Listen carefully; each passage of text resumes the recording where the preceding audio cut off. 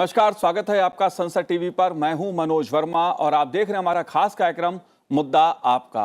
आज हम बात करेंगे वैश्विक स्तर पर मजबूत होती भारत की अर्थव्यवस्था की। कारण भारत की अर्थव्यवस्था ब्रिटेन को पीछे छोड़कर दुनिया की 5वीं सबसे बड़ी अर्थव्यवस्था बन गई है। अब सिर्फ 4 देश भारत से आगे हैं। ये देश हैं अमेरिका, चीन, जापान और जर्मनी। भारत की वृद्धि के साथ ब्रिटेन 6ठे स्थान पर खिसक गया है। ब्लूमबर्ग की एक रिपोर्ट के अनुसार अमेरिकी डॉलर की गणना में भारत ने 2021 की अंतिम तिमाही में ब्रिटेन को पीछे छोड़ा है। वहीं अंतर्राष्ट्रीय मुद्रा कोष के जीडीपी आंकड़ों के मुताबिक भारत ने अपनी ग्रोथ को मजबूत किया है। भारत की जीडीपी ने बीते 20 सालों में 10 गुना बढ़त दर्ज की है। अर्थव्यवस्था के लिहाज से यह उपलब्धि इसलिए भी महत्वपूर्ण है क्योंकि एक दशक पहले दुनिया की सबसे बड़ी अर्थव्यवस्थाओं की सूची में भारत 11वें स्थान पर था, जबकि ब्रिटेन 5वें स्थान पर था। इसलिए अर्थव्यवस्था के लिहाज से भारत की इस उपलब्धि के क्या मायने हैं, दुनिया की 5वीं सबसे बड़ी अर्थव्यवस्था बनने के क्या होंगे असर, राष्ट्रीय और अंतर्राष्ट्रीय स्तर पर क्या होगा प्रभाव। मुद्दा आपका में आज इसी अर्थतंत्र को समझने की कोशिश करेंगे। चर्चा करने के लिए खास मेहमान हमारे साथ जुड़े हुए हैं। Doctor A K. शरण जी हमारे साथ जुड़े हुए हैं। ए.के. शरण जी, आपका बहुत बहुत स्वागत है संसद टीवी पर। ए.के. शरण जी प्रोफेसर हैं AJNIFM संस्था से। धनेन्द्र कुमार जी हमारे साथ जुड़े हुए हैं, जो पूर्व कार्यकारी निदेशक हैं भारत की ओर से, विश्व बैंक में रहे हैं। आपका भी स्वागत है बहुत बहुत। और साथ ही हम बात करेंगे बिजनेस स्टैंडर्ड के संपादकीय निदेशक ए.के. भट्टाचार्य जी से। ए.के. भट्टाचार्य जी, आपका भी बहुत बहुत स्वागत है संसद टीवी पर। लेकिन शुरुआत मैं धनेन्द्र कुमार जी आपसे करूंगा। एक अर्थव्यवस्था के लिहाज से एक बड़ी उपलब्धि कही जाएगी भारत की। आखिर कैसे बड़ी ये अर्थव्यवस्था और अमेरिकी डॉलर की गणना के क्या मायने हैं? आज आपने बहुत ही महत्वपूर्ण और ऐतिहासिक मौके पर इस चर्चा का आयोजन किया, इसके लिए मैं आपको बधाई देता हूं जी। और आपका सवाल भी बहुत महत्वपूर्ण है। देखा जाए तो भारत की 75वीं आजादी की वर्षगांठ पर, आजादी के अमृत काल में, इससे बड़ा कोई मुद्दा हो नहीं सकता था कि जो हमारे रूलर्स थे, जो शासक थे हमारे 1947 में, क्योंकि बात आजादी की कर रहे हैं तो उनसे आजादी हमने ली थी, और आज 75 साल के बाद हम उनको पीछे छोड़कर उनसे आगे बढ़ गए। इससे बड़ी गर्व की बात हमारे लिए कोई हो नहीं सकती थी जी। तो ये बड़ा ऐतिहासिक और गर्व का क्षण है, जिसके लिए मैं आपको और सबको, भारतवासियों को बधाई देना चाहता हूँ। और देखा जाए तो एक ये बड़ा मोटिवेटिंग और प्रेरणादायक क्षण है ऐसे सभी देशों के लिए जो कॉलोनियलिज्म से, जो विदेशी शासन से उभरे हैं, ये बताने के लिए कि वो किस प्रकार अपने बलबूते पर, अपने ही कर्म से कैसे आगे बढ़ सकते हैं। और इसमें जो आपने पूछा कि डॉलर की परिभाषा के मुताबिक क्या मायने इसके हैं और एक कांस्टेंट उसके लिए क्या मायने हैं और मौजूदा उसके लिए क्या मायने हैं, तो ये बड़ा महत्वपूर्ण प्रश्न है कि ये IMF के डॉलर टर्म्स में यूके को आज भारत ने पीछे छोड़ दिया है। और उसमें उन टर्म्स के मुताबिक आज जो 31 मार्च को यूके की अर्थव्यवस्था की टोटल वैल्यू होती थी वो 854 बिलियन डॉलर थी, 854.7, सॉरी, भारत की 854.7 और ब्रिटेन की 814 थी। तो ब्रिटेन को छोड़कर भारत उनसे आगे निकल गया है। और ये सिर्फ एक ही अर्थव्यवस्था की बात नहीं है, ये सारे मुद्दों के अंदर भारत ने अब बहुत महत्वपूर्ण उपलब्धि हासिल की है। हम ब्रिटेन के शुभचिंतक हैं, हम चाहते हैं वो भी आगे बढ़े, लेकिन भारत ने दिखा दिया है कि किस प्रकार अपने बलबूते पर खड़े होकर, चाहे हम अपनी जो एक्सपेक्टेंसी, लाइफ एक्सपेक्टेंसी हो, चाहे हम अपने जो दूसरे गणक हैं जिनसे कि हम स्टैंडर्ड ऑफ लिविंग को, दूसरी चीजों को कैलकुलेट करें, ये बात सही है कि हमारे पास 140 करोड़ की जनता है जिनको हमें उठाना है, और ब्रिटेन के पास तकरीबन 6.8 करोड़ की जनता है। तो तकरीबन 20 गुना हमारे पास ज्यादा लोग हैं जिनकी हमें स्टैंडर्ड लिविंग को जी ऊपर उठाना बिल्कुल। है। लेकिन भारत ने जो हासिल किया है वो किसी भी मानक के मुताबिक कम नहीं माना जा सकता। जी बिल्कुल और मुझे बिल्कुल इसके और भी पहलू हैं, उससे भी मैं आपसे समझने की कोशिश करूंगा, लेकिन डॉक्टर ए.के. शरण जी, अगर मैं आपसे जानना चाहूं, अर्थव्यवस्था के लिहाज से वाकई एक बहुत बड़ी उपलब्धि भारत के लिए है, लेकिन इसका आधार जो है वो उसे आप क्या मानते हैं? ब्रिटेन का पीछे खिसकना और भारत का आगे बढ़ना, इसमें किस कारक की, किस तत्व की आप भूमिका देख रहे हैं? वो कौन सा अर्थतंत्र का पहलू है जिसने भारत की अर्थव्यवस्था को यह गति दी है? क्योंकि कोरोना संक्रमण ब्रिटेन के लिए भी था और भारत के लिए भी था। देखिए मनोज जी, कोरोना संक्रमण तो एक वैश्विक संकट था जी और जिसने सभी देशों को बराबर से पीछे ढकेलने की एक समान कोशिश की। हमारी जो अर्थव्यवस्था आज इतनी आगे आई है, ये कोई 1-2 सालों का मसला नहीं है। करीब करीब आप माने तो 2015 के बाद से जी सतत प्रयास इस दिशा में होते रहे हैं।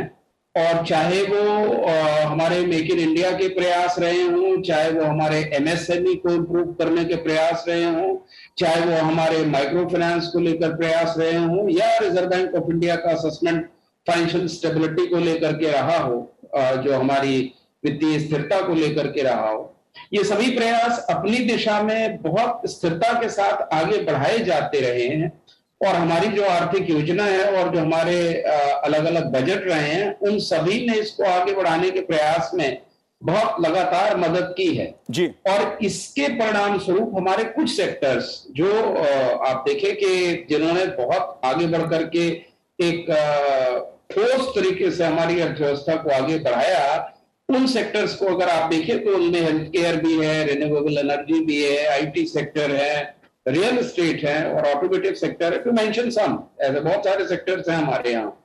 तो इन डिफरेंट सेक्टर्स को हम समय के साथ साथ दृढ़ करते आए हैं। और अगर आज यूके हमसे कहीं पीछे है, तो उसके हमारे आगे जाने के पीछे जो कारण है और उसके थोड़ा सा आगे ना जाने के कारण सकने के पीछे जो कारण है, वो ये है कि यूके में इन्फ्लेशन, ये जो आपका इन्फ्लेशन है, मुद्रास्फीति है, ये काफी तेजी से आगे बढ़ी हुई है इस पीछे के कुछ समय में। और उनके यहाँ महंगाई की दर भी बहुत ज्यादा बढ़ी है, जिसके फलस्वरूप उनका कंजम्पशन और बाकी सारे जो फंडामेंटल्स हैं उसके ऊपर बड़ा विपरीत प्रभाव पड़ा है।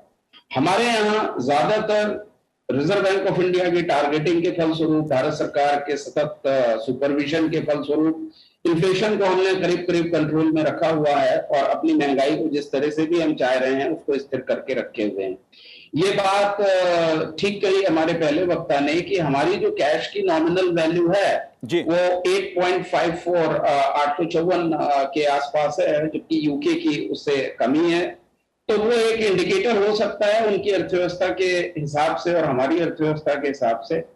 और एक जो चीज आगे आई है जिससे हमने काफी इस पे काबू पाया है अपनी चीजों पर, कि हमारा जो मैन्युफैक्चरिंग सेक्टर है जी, उसको हमने इंप्रूव करने की काफी कोशिश की है जी। और यूके का अगर आप इतिहास देखें तो एक समय में यूके बड़ी एक स्ट्रॉन्ग अर्थव्यवस्था हुआ करती थी, लेकिन उसके स्टॉक्स जो है बड़ी हार्शली डिप्लीट हुए ओवर पीरियड, जिसकी वजह से यूके की अर्थव्यवस्था को जरूर एक झटका लगा है और थोड़ी बहुत राजनीतिक स्थिरता भी, अस्थिरता भी इसके पीछे एक कारक रही है। तो अगर आप सिर्फ भारत के संदर्भ में देखें तो हमारे संदर्भ में ये बात कहने के योग्य जरूर है कि हमारी आयोजन जो हमारी प्लानिंग रही है और जो अलग अलग सेक्टर्स की एक बड़ी एक रेगुलेटेड मॉनिटरिंग का फॉर्मेट रहा है और जो हमारा विनियोजन या इन्वेस्टमेंट रहा है, ये सभी कुछ मिलाकर के एक कारण रहा है जिसकी वजह से हमारी अर्थव्यवस्था आज यहाँ पर पहुंची है। और पहुंचते पहुंचते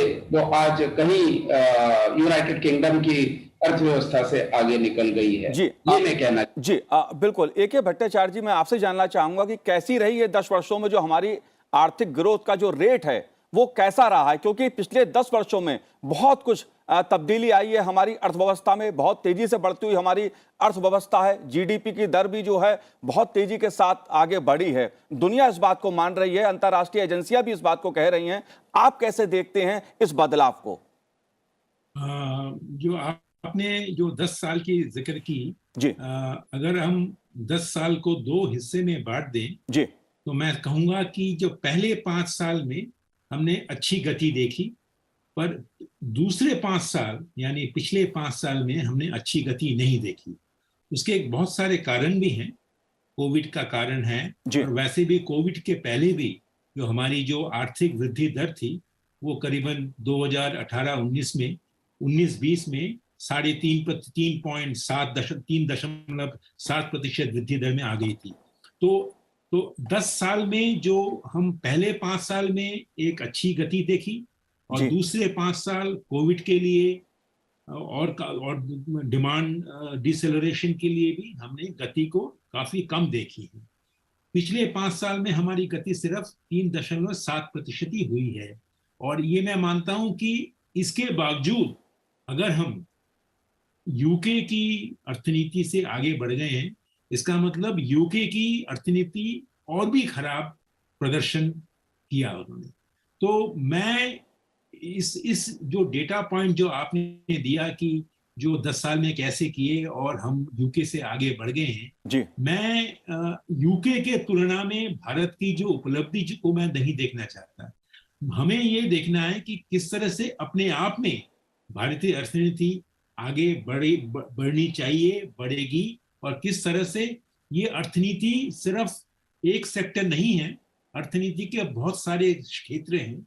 जैसे आपने ही बताया कि सर्विसेज सेक्टर है, मैन्युफैक्चरिंग सेक्टर है, एग्रीकल्चर है, और मेरा मानना ये है कि अगर हम एग्रीकल्चर और मैन्युफैक्चरिंग के ऊपर और भी जोर दें, दो तरह से, अगर एग्रीकल्चर में ओवर डिपेंडेंस घटा के अगर उसी को अगर मैन्युफैक्चरिंग में हम ला सकें और मैन्युफैक्चरिंग की शेयर अर्थनीति में बढ़ा सके, मैं मानता हूं कि हमारी जो गति वो और भी बढ़ेगी। और जैसे हमने फ्रांस को 2017 में पीछे छोड़ा, और अगला जो टारगेट होगा वो जर्मनी का टारगेट होगा। जर्मनी का जो एनुअल जीडीपी ग्रोथ जो साइज जो है इस वक्त 4 ट्रिलियन डॉलर है जी, और इस वक्त हमारी जो अर्थनीति की साइज है वो करीबन 3.5 ट्रिलियन डॉलर है। तो हमें ये देखना है कितनी जल्दी हमें 2017 से 2022 5 साल लगे यूके को पीछे छोड़ने को।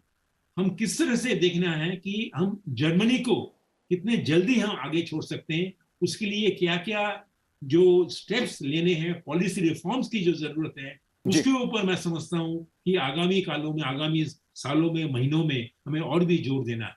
जी बिल्कुल, अगला लक्ष्य वही है भारत का भी कि जापान और जर्मनी, अमेरिका, चीन की जो अर्थव्यवस्था है, जो उसकी गति है, उससे कैसे उस लक्ष्य को कैसे प्राप्त किया जाए। जाहिर तौर पे भारत की जीडीपी की अगर मैं बीते 20 सालों की बात करूं तो 10 गुना उसमें बढ़ोतरी हुई है, और ये एक अच्छी उपलब्धि कही जाएगी तमाम चुनौतियों के बावजूद। लेकिन एक सच ये भी है कि भारत और ब्रिटेन की जो अर्थव्यवस्था का आकार है उसमें कोई बहुत ज्यादा अंतर नहीं है। भारत 5वीं पायदान पे जरूर पहुंचा है, लेकिन ब्रिटेन बहुत पीछे नहीं है। लेकिन असली चुनौती जो जिस तरफ ए.के. भट्टाचार्य जी ने इशारा किया है वो है असली लक्ष्य। और मैं आपसे समझना चाहूंगा इसी बात को कि ये जो लक्ष्य है उसे कैसे प्राप्त किया जा सकता है, कैसे हासिल किया जा सकता है। ये अपने में एक महत्वपूर्ण पहलू है। धनेंद्र कुमार जी, आप कैसे देखते हैं, क्योंकि जापान की बात मैं करूं या जर्मनी की बात की जाए, चीन, अमेरिका उससे भी आगे हैं। आप कैसे देखते हैं उस लक्ष्य को भारत कैसे प्राप्त कर सकता है और उसके लिए आगे क्या करना होगा? बहुत महत्वपूर्ण प्रश्न है आपका ये। देखिए, जहां तक हमारा 5वीं स्थिति से तीसरी स्थिति में आने का सवाल है, जापान और जर्मनी को पीछे छोड़कर, इसके बारे में बैंक ऑफ अमेरिका ने एक स्टडी करके ये फोरकास्ट की हुई है कि 2030 तक भारत तीसरे स्थान पर पहुंच जाएगा जी। और उसके पीछे जो बहुत सारे कदम हो सकते हैं, मैं कुछ निवेदन करना चाहूंगा कि हमारे लिए सबसे जरूरी चीज एक तो ये है कि हम जो हमारी एक ह्यूमन मैन पावर है और जो हमारी वर्किंग पॉपुलेशन है बहुत ज्यादा, उसको हम रोजगार दें, और ऐसा रोजगार दें जो कंट्रीब्यूट कर सके इकोनॉमिक ग्रोथ में। जैसा अभी भट्टाचार्य जी ने कहा और हम सब लोग जानते हैं, मैन्युफैक्चरिंग एक बहुत महत्वपूर्ण सेक्टर है रोजगार क्रिएट करने के लिए। एग्रीकल्चर भी बहुत महत्वपूर्ण सेक्टर है रोजगार के लिए। सर्विसेज भी हैं बहुत।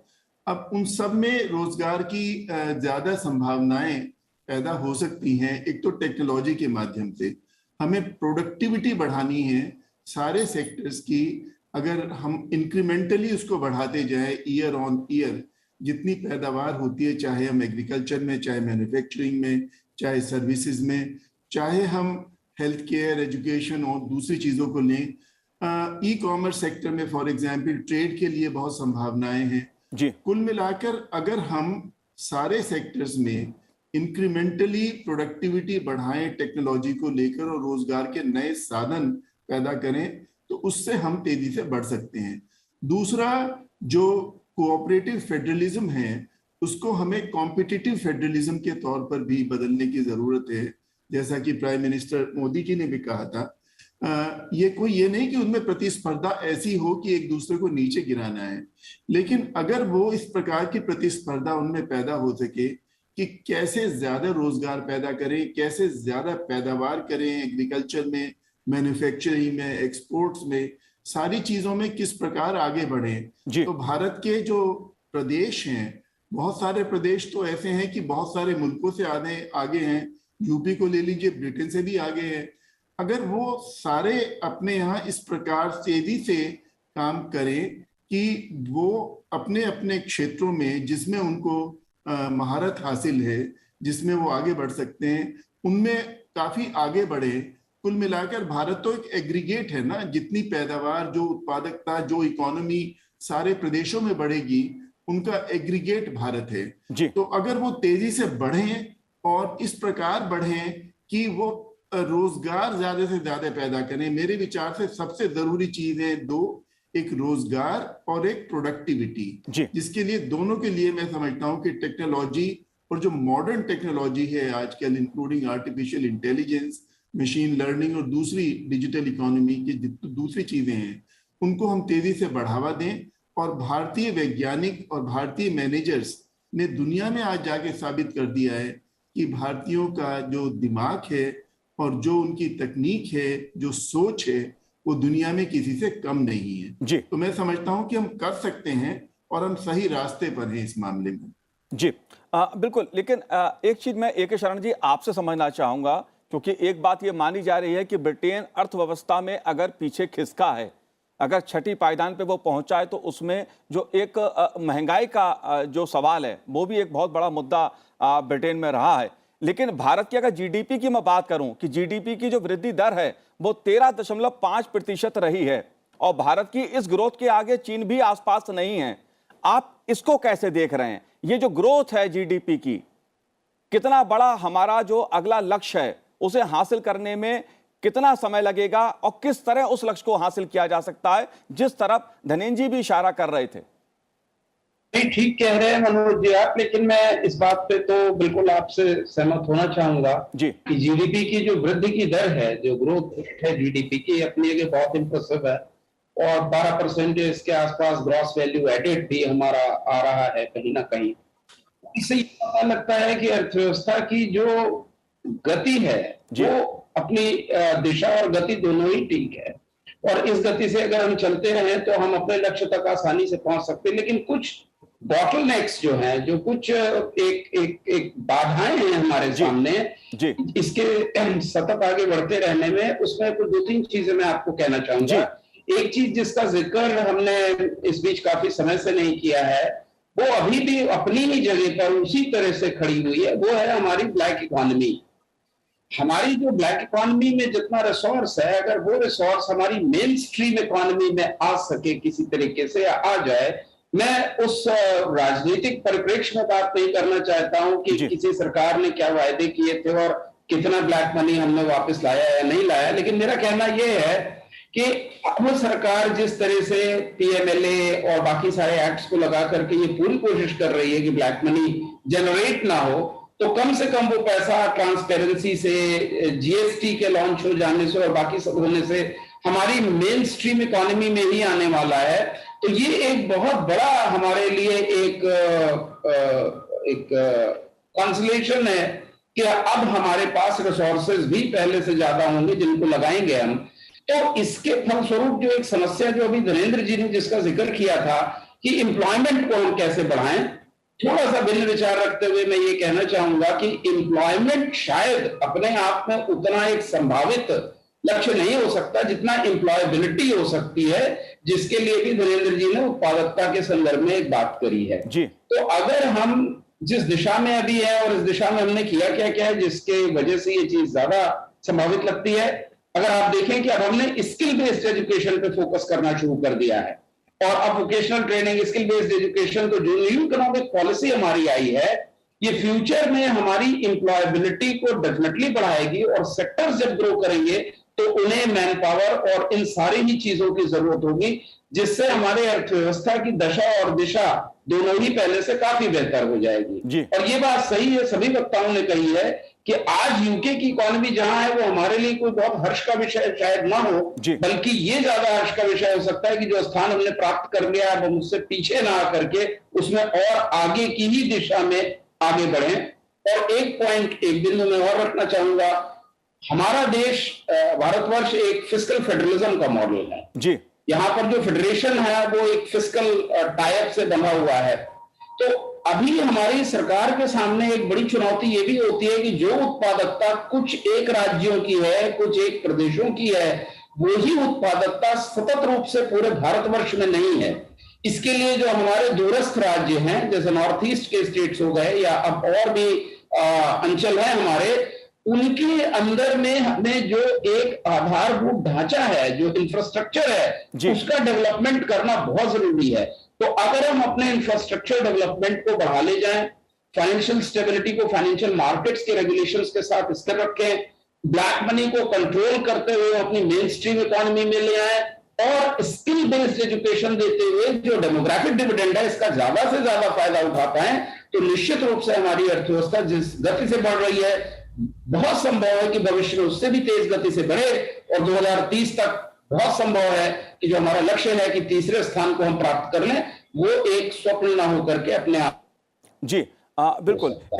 अगर ए.के. भट्टाचार्य जी, मैं अगर सुधारों की बात करूं, आर्थिक सुधारों की बात करूं, कर सुधार की बात करूं, जिस तरह से पिछले 7-8 सालों में फैसले लिए गए हैं, जाहिर तौर पर उससे भी अर्थव्यवस्था को एक गति मिली है, अर्थव्यवस्था को मजबूती मिली है। चाहे आत्मनिर्भर भारत की बात हो, जीएसटी कर संग्रह की बात हो, इस तरह के तमाम फैसले सरकार ने लिए हैं। आप कैसे देखते हैं इन सुधारों की गति को, इन सुधारों की दिशा को?